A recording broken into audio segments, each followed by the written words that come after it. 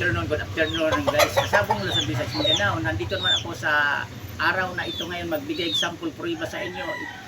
Isa ka ba kaibigan kong kapwa magsasabong mahilig sa industriya sa sabong tulad ko? Panay ka ba talo ang mga alaga ng mga manok? Panoorin mo to ang kabuuan sa videos ko na ito. Ituturo ko sa iyo kaibigan kung papaanong makamit ang lamang sa panalo kaysa talo tulad ko, kasi pinagdaanan ko rin dati na lamang ako, daming natatalo, lamang ako sa talo, konti lang ang panalo. Ngayon ituturo ko sa iyo sa araw na ito ngayon. Bago ang lahat, magsimula ako ipagpatuloy ang topic natin ngayon kung papaano tayo mag-alaga ng ating mga sariling mga manok na panglaban na makamit natin ang lamang sa panalo kaysa talo.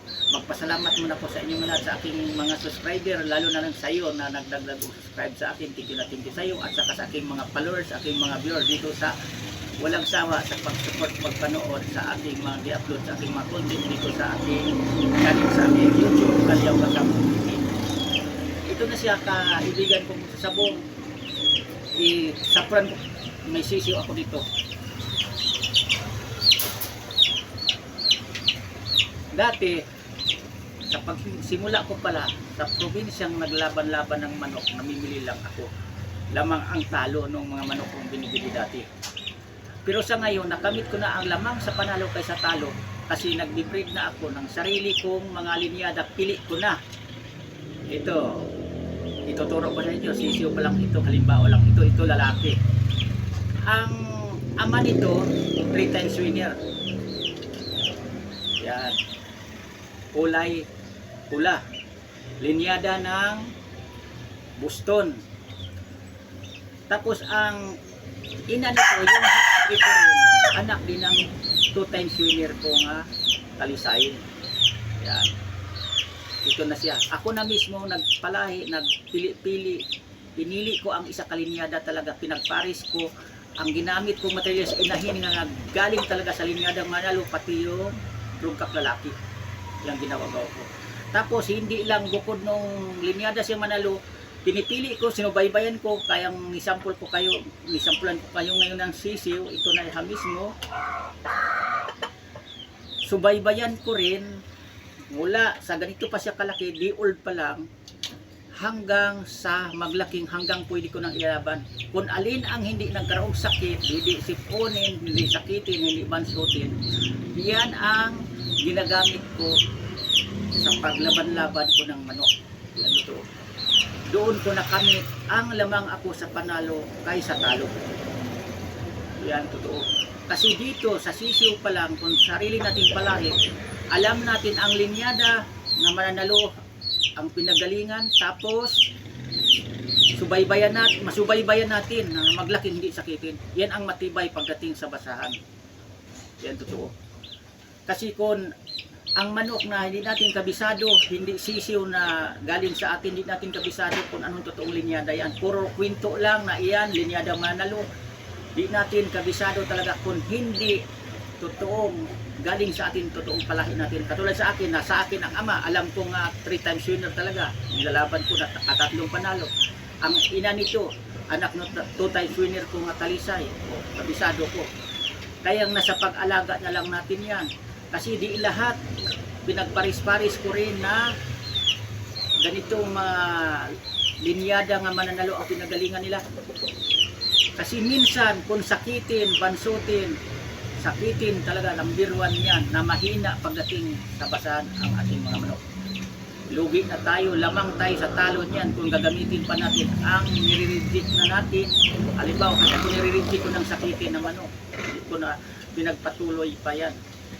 Napalakin ang ginagawa ko ngayon. Piling-pili sa akin katulad nito sisiw. Hindi ko nagpaabot ng taon, mahigit isang taon sa isa ka manok kung sakitin yan. Yan ang sikretong ginagawa ko. Yan ang payo ko, may advice sa inyong mga baguhan pa lang. Parang makamit niyo ang lamang sa panalo kay sa talo, huwag niyong asahan lang na bili lang kayo ng mga manok na hindi niyo lubos kakilala kung anong klaseng linyada yan. Lalo na kung ang nabilhan niyo sa mga malayuan lang na lugar, di bali na lang kung ang mabilhan niyo, kabisado niyo, na taga sa inyong nga lugar nagpanaluyang linyada na yan, okay yun. Pero kung sa mga kwento-kwento lang, huwag tayong masyadong magpaniwala, kaibigang magkasabong, kasi pinagdaanan ko na yan. Magaling lang sa kwento, magaling lang sa bitaw, sa ispar, pero pagdating sa totoong labanan na, panay ako talo. Di kagaya ng sarili kong palahi mismo na subaybayan ko na ito hindi sakitin, hindi ko argabyado pagdating sa basahan, kasi ang manok talaga nga quality, tapos hindi nagdaan ng sakit mula pagkasisiw niya hanggang sa puli ng dilaban, ang tibay pagdating sa basahan yan. Yan totoo, lamang ka pagdating sa basahan, yan ang purpose dyan. Kasi karamihan sa mga manok ngayon, mga quality na, di na basta-basta ang nagmamanok ngayon. Pagalingay na lang yan sa pag-alaga, sa pag-conditioning, tapos hindi sakitin na naglaki. Yan ang pinaka-importante dyan. Kahit saan kayo magtanong na mga bigating magsasabong, ang ginagamit talaga, lalo na sa mga event-event malakihang mga derbies, ang ginagamit talaga piling-pili yung naglaki nga hindi sakitin. Yan totoo, mga sekreto niyan. Kaya mga matibay ang mga manok nila, bukod sa gamot, hindi sakiting naglaki, kaya matibay talaga. Prestisyado kung tawagin ang pagkamanok.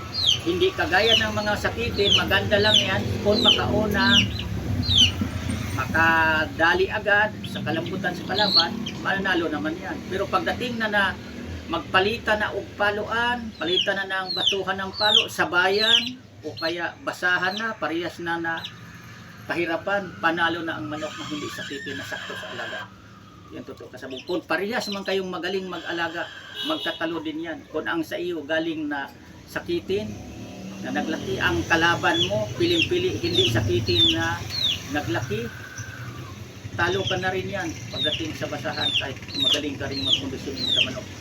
Kaya yan ang sikretong ginagawa ko nga makamit ko ang lamang sa panalo ko ngayon kaysa talo, dahil sisiw pa lang, sinubaybayan ko na maglaking hindi sakitin. Yan ang ginagamit ko ng panglaban. Saka ko pa nakamit ang totoong history na may talo man ako, pero lamang ako sa panalo kaysa talo sa paglaban-laban ko ng manok. Hanggang dito muna ako kasabong, sana may matutunan kayo sa araw na ito sa akin. Bukas naman ulit, iba naman topic, paliwanag ko sa inyo. Hayaan nyo, huwag kayong magsawa, panoorin nyo lang palagi ang i-upload yung mga videos dito, kasi mayroon talaga kayong makuha o matutunan sa akin na pangdagdag sa kaalaman nyo sa pag-alaga ng manok, na makamit natin ang hindi tayo puro talo. Kung maaari, lamang tayo sa panalo kaysa talo. Yan lang, maraming salamat ulit sa pagpanood. Thank you.